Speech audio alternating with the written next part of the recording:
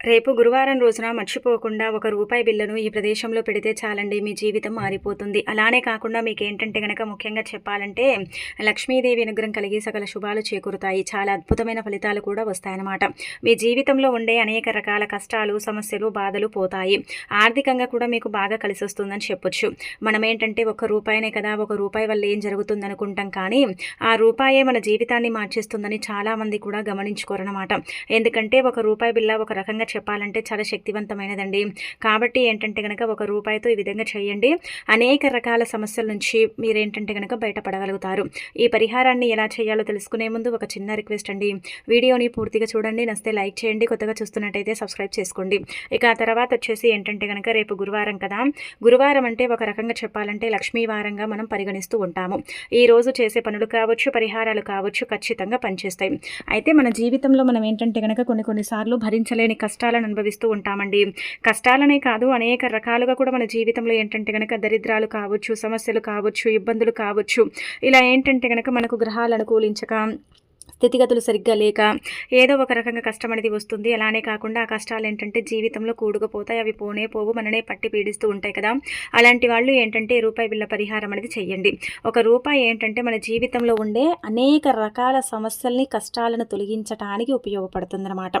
అలానే కాకుండా మనకేంటంటే మన కష్టం నుంచి మనడు బయటపడేయటంతో పాటు మనకు ధనలాభం కూడా కలిగేలాగా చేయడానికి రూపాయి బిళ్ళ పనిచేస్తుంది. అందుకే రూపాయి బిళ్ళతో చాలామంది కూడా పరిహారాలు చేస్తారండి. చేయటం ద్వారానే కదా మంచి ఫలితం వస్తుందని భావిస్తూ ఉంటారు. మరి మీరు కూడా ఏంటంటే గనక అద్భుతమైన ఫలితం పొందాలన్నా, మీ జీవితం మారాలన్నా సరే ఖచ్చితంగా చేసుకోండి. ఇది స్త్రీలు, పురుషులు ఎవరైనా చేయొచ్చు. వీళ్ళే చేయాలి, వాళ్ళే చేయాలని రూల్ లేదు. ఎవరు చేసినా కానీ ఫలితాలు అయితే ఉంటాయని ఇలా పరిహార శాస్త్రాల్లో చెప్పబడుతుందన్నమాట. ముందుగా ఏంటంటే గురువారం అండి, ఒకటి గుర్తుపెట్టుకోండి. మనకు గురువు యొక్క అనుగ్రహం లేకపోయినా, గురుబలం సరిగ్గా మన జీవితంలో జాతకంలో లేకపోతే మనం చేసే ప్రతి పనిలో కూడా ఆటంకాలు రావటం, అడ్డంకులు రావటం, అలానే కాకుండా పనులు పెండింగ్లో పడిపోవటం, ఇదంతా కూడా జరుగుతుందన్నమాట. అందుకే మీరు ఏం చేయండి అంటే, స్నానం చేస్తారు కదా, స్నానం చేసే నీటిలో చిటికెడంత పసుపుని వేసుకొని స్నానం చేస్తే గురుబలం పెరుగుతుంది. అలానే కాకుండా ముఖ్యంగా చెప్పాలంటే కనుక ఈ రోజున 5 కరివేపాకు రెబ్బల్ని తీసుకొని మనము మన చేతులతో కాలిస్తే కూడా గురువు యొక్క అనుగ్రహం అనేది కలుగుతుంది. గురుబలం మన జాతకంలో బలపడుతుంది. ఒకవేళ బలహీనంగా ఉన్నా కానీ మనకైతే మంచి ఫలితాలు వస్తాయని చెప్పొచ్చు. ఇది కానీ ఆ పసుపు పరిహారం కానీ చేసుకోండి. ఇక అలానే కాకుండా గురువారం రోజున ముఖ్యంగా ఏంటంటే మన ఇంట్లో మనము లక్ష్మీదేవిని పూజిస్తే చాలా మంచిదండి. మనం ఏం ఆడంబరంగా చేయాల్సిన అవసరం లేదు. కనీసం మనం ఏంటంటే గనక ఒంటి స్నానం చేసుకుని ఒక చిన్న దీపం పెట్టుకున్న చాలండి, లక్ష్మీదేవి అనుగ్రహం కలుగుతుంది, మంచి చేకూరుతుంది. అలానే కాకుండా మనం ముఖ్యంగా ఏంటంటే గురువారం రోజు కావచ్చు, మిగతా వారాలు కావచ్చు, ఇంట్లో నుంచి బయటికి వెళ్ళేటప్పుడు తులసి మొక్క దగ్గర నమస్కారం చేసుకుని, తులసమ్మ అంటే మొక్కలో మట్టి ఉంటుంది కదా, అది తీసుకొని కంఠం దగ్గర పెట్టుకొని బొట్టులాగా ధరించి వెళితే చాలా మంచిది. మీరు అనుకోవచ్చు ఆ మట్టిని ధరించి వెళ్ళటం వల్ల ఏం జరుగుతుందంటే అనేక రకాల సమస్యల నుంచి మనం బయటపడతాం. ఇంటికి ఏంటంటే కనుక మనం తిరిగి వచ్చే వరకు కూడా హ్యాపీగా వస్తాం. కొన్ని పనుల కోసం వెళ్తామండి, కొన్నిసార్లు కొన్ని పనులు జరుగుతాయి, కొన్ని పనులు జరగవు కదా. జరగనప్పుడు కూడా మనకు బాధలు కలుగుతూ ఉంటాయి, ఇబ్బందులు వస్తాయి. ఏదైనా ముఖ్యమైన పని కోసం వెళ్తున్నారనుకోండి, ఆ రోజు ఏంటంటే కనుక చక్కగా ఇలా మట్టిని తీసుకొని ధరించండి.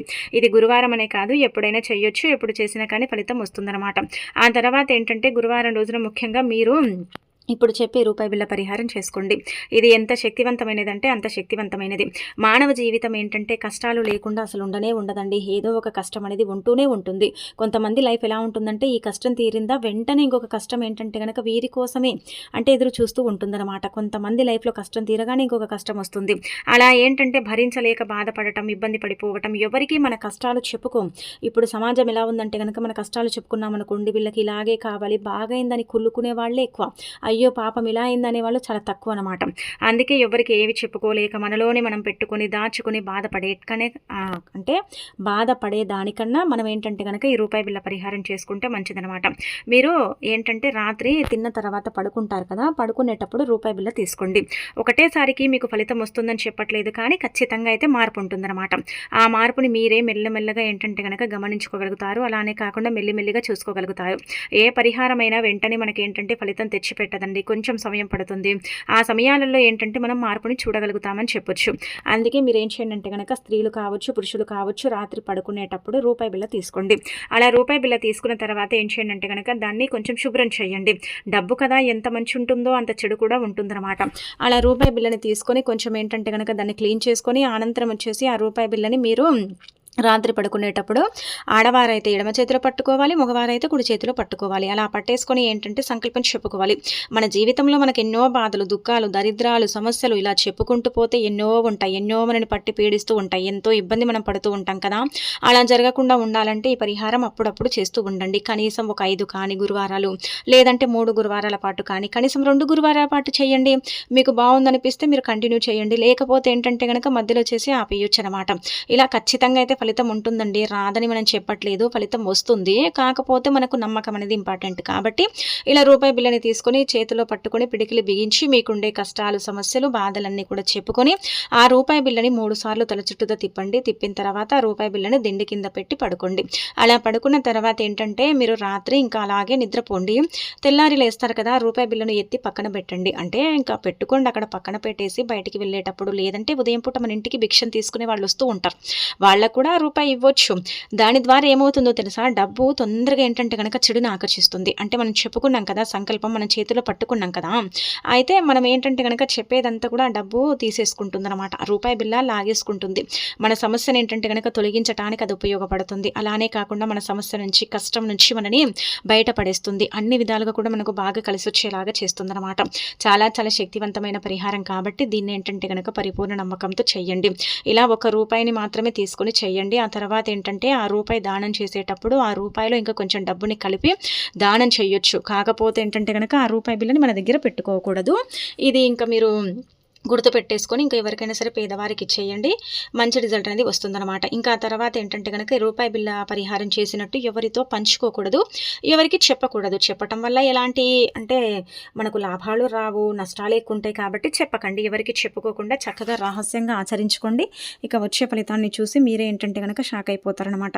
అంత చక్కగా పనిచేసే పరిహారం అండి ఇది. చాలామంది కూడా చేస్తూ ఉంటారు. మరి మీరు కూడా ఆచరించడం వల్ల, మీరు కూడా పాటించటం వల్ల మీకు కూడా ఏంటంటే కనుక ఫలితం అనేది ఉంటుందన్నమాట. అలానే కాకుండా ఆ ఫలితాన్ని మీరే మీ కళ్ళతో చూస్తారని చెప్పొచ్చు. 1కి 2 సార్లు చేయండి. ఎవరైనా చేయొచ్చు. ఎవరి కష్టానికి తగ్గట్టుగా వాళ్ళు ఈ రూపాయి బిళ్ళ పరిహారం అనేది చేయొచ్చు అనమాట.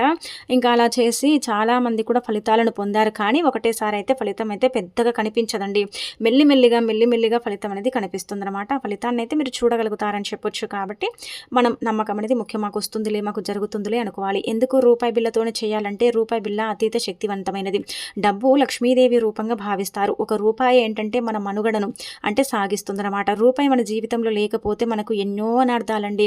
అంటే తినడానికి తిండి ఉండదు, అలానే కాకుండా మనం బ్రతకలేము. రూపాయి మన జీవితంలో కీలక పాత్ర పోషిస్తుంది. 1,00,000 రూపాయి తగ్గినట్టే, 100 రూపాయి తగ్గినట్టే, 10 రూపాయల్లో రూపాయి తగ్గినట్టే కదా రూపాయికి విలువ ఎక్కువగా ఉంటుందన్నమాట. మనం ఏంటంటే రూపాయే కదా అని చిన్న చూపు చూస్తాం, చీపుగా చూస్తూ ఉంటాం. కానీ ఆ రూపాయే చూడండి మన జీవితాన్ని నడిపిస్తుంది, మన కష్టాన్ని తీరుస్తుంది, మనకి ఏంటంటే కనుక బాధ నుండి బయటపడేస్తుంది అనమాట. ఆ రూపాయే మన జీవితంలో ఏంటంటే కనుక కీలక పాత్ర పోషిస్తుందని పరిహార శాస్త్రంలో చెప్పబడుతుంది. కాబట్టి రూపాయితో చేసుకునే పరిహారము తప్పకుండా పనిచేస్తుందన్నమాట. అందుకే ఇంకా ఆచరించేసుకోండి. ఇక ఆ తర్వాత రేపు గురువారం రోజున ఖచ్చితంగా ఇప్పుడు చెప్పే విధంగా ఈ యాలకుల పరిహారం అనేది చెయ్యండి. యాలకులు ధనాన్ని ఆకర్షిస్తాయి, రుణబాధను తీసేస్తాయి, డబ్బుని ఏంటంటే గనక ఏదో ఒక రకంగా మన దగ్గరికి వచ్చేలాగా చేస్తాయి. ధన ద్వారాలను తెరిపించి లక్ష్మీదేవి అనుగ్రహాన్ని మనకు పరిపూర్ణంగా కలిగిస్తాయి అన్నమాట. యాలకులు లక్ష్మీదేవి రూపంగా భావిస్తారండి. యాలకులకు అతీత శక్తి ఉంటుంది. అంతెందుకండి, గురువారం పూట మీరు ఏంటంటే కనుక 21 యాలకులను తీసుకొని చక్కగా స్నాన కార్యక్రమాలు చేసుకొని ఆ 21 అంటే యాలకులని అంటే మీరు ముఖ్యంగా పసుపు రంగు దారం తీసుకొని ఆ దారానికి గుచ్చి ఆ తర్వాత ఏంటంటే కనుక ఒక చిన్న మాలలాగా చేసి ఆ మాలను లక్ష్మీదేవికి సమర్పించి ఆ రోజంతా అలాగే ఉంచి మరుసటి రోజు దాన్ని తీసి బీరువాలో కానీ వ్యాపారం చేసే స్థలాల్లో కానీ పెట్టుకుంటే ధనం రావటమే కానీ పోవటం అనేది జరగదు. మనం ఏంటంటే యాలకులే కదా అనుకుంటాం, కానీ యాలకులు సుగంధ ద్రవ్యాల్లో ఒకటిగా భావిస్తారనమాట. యాలకులకు లక్ష్మీదేవికి దగ్గర సంబంధం ఉంటుంది. మీరు దీపం పెట్టేటప్పుడు కూడా ముఖ్యమైన తిథుల్లో కూడా ఏంటంటే కనుక గుర్తుపెట్టుకోండి, ఎక్కువగా ధన సమస్యతో ఆడుతున్నారు, ఏం చేయాలో అర్థం కావట్లేదు అనుకోండి, వరుసగా మీరు గురువారం శుక్రవారం ఏంటంటే కనీసం 3 కానీ 4 శుక్రవారాలు కానీ కంటిన్యూగా ఏంటంటే కనుక యాలక్కాయని వేసి దీపం పెట్టండి. వెలుగుతున్న దీపంలో యాలక్కాయని తీసుకుని చేతిలో పట్టుకోవటం, ఆ తర్వాత దీపంలో వేసి వెలిగించటం, దీపం కొండెక్కిన తర్వాత యాలక్కాయని ఏదైనా చెట్టు మొదట్లో పడేయటం. ఇలా చేస్తే ధనద్వారాలు తెచ్చుకుంటాయి. చాలా మందికి కూడా ఏంటంటే కనుక అరిచేతుల్లో ధనచక్రము ధనద్వారాలు అనేవి ఉంటూ ఉంటాయి. ఇది చాలా మందికి తెలుసుండొచ్చు, కొంతమందికి అసలు దీని గురించి తెలియకపోవచ్చు. అయితే అవి మూసుకుపోయినప్పుడు ఏమవుతుంది ఏమవుతుందంటే గనక ధనం అనేది రాదండి. చాలా ఇబ్బంది కలుగుతుందనమాట. బాధ కలుగుతుంది. డబ్బు రాక నరకం చూస్తూ ఉంటాము. ఎంత సంపాదించినా కానీ వృధా ఖర్చులు అంటే పెరుగుతాయి కానీ తగ్గవనమాట. అలానే కాకుండా వృధా ఖర్చులు అవుతూ ఉంటాయి. ధనం అనేది కోల్పోతూ ఉంటాం. డబ్బు ఏంటంటే గనక మన దగ్గర సరిగ్గా ఉండదు. మనకి ఇబ్బంది కలుగుతూ ఉంటుంది. బాధ కలుగుతూ ఉంటుంది కదా! అలాంటి వాళ్ళు ఈ రూపాయి బిళ్ళ పరిహారం చేస్తూనే మీరేంటంటే గనక యాలకుల పరిహారం కూడా చేసుకోవచ్చు. యాలకులు ఏంటంటే గనక ధన ద్వారాలను తెరిపించడానికి, లక్ష్మీదేవి అనుగ్రహాన్ని కలిగించి సకల శుభాలను మనకు అందించటానికి ఉపయోగపడతాయి అనమాట అండి. కాబట్టి ఇలా యాలకులతో మీరు పరిహారం చేయండి. ఇక ఆ తర్వాత ఏంటంటే ముఖ్యంగా ఒక 5 యాలకులు తీసుకోండి. మనము యాలకులు తీసుకుంటే వాటికి చిల్లులు కానీ, చినిగి కానీ ఉండకూడదండి. అలా ఉంటే అవి పరిహార పరంగా పంచేవనమాట. అందుకే చక్కగా నిగనిగలాడుతూ ఉండాలన్నమాట అండి. అలా ఉన్న యాలకులను తీసుకొని 5 లక్ష్మీదేవి పటం ముందు పెట్టి మనం పూజించుకోవాలి. పూజించినా పూజించకపోయినా అమ్మవారి పటం ముందు పెడితే అవి పూజకు అంటే సమానంగా అయిపోతాయి అనమాట. అవి నివేదన అయిపోతాయి. అలా అయిపోయిన యాలకులను ఏంటంటే కాసేపు అలాగే ఉంచండి. రాత్రి మీరు అదంతా కూడా అలాగే ఉంచినా పర్వాలేదు. మరుసటి రోజు వాటిని అంటే తీసేసుకొని జేబులో, పర్సులో 2 పెట్టుకోండి. లేదంటే స్త్రీలైనా సరేనండి పర్సులో పెట్టుకోవచ్చు. వ్యాలెట్స్ ఉంటాయి కదా మనకు, చిన్న చిన్న పర్సెస్, హ్యాండ్ బ్యాగ్స్ ఎక్కడైనా సరే పర్వాలేదు, పెట్టేసుకోవచ్చు అనమాట. అలా పెట్టేసి ఏంటంటే గట్టిగా గుర్తు పెట్టుకోండి. సంకల్పం చెప్పుకోవాలి పెట్టేటప్పుడు.